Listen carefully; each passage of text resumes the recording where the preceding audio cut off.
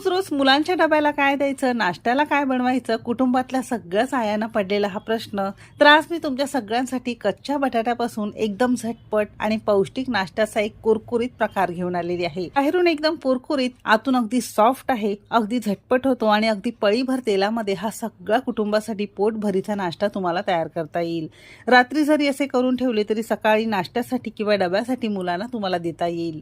Recipe नेहमीप्रमाणे भरपूर टिप्ससह तुमच्यासोबत मी शेअर केलेली आहे, म्हणून ती अगदी शेवटपर्यंत नक्की पहा. चला तर मग वेळ न घालवता रेसिपीला सुरुवात करूया. आजचा हा कुरकुरीत नाश्ता आज आपण कच्च्या बटाट्यापासून करणार आहोत. इथे आपण एक मध्यम आकाराचा आणि वजनी म्हणाल तर साधारणतः 150 ग्राम प्रमाणात कच्च्या बटाट्याची सालं काढून घेतलेली आहे आणि सिंपली किसणीवर आपण हे किसून घेणार आहोत.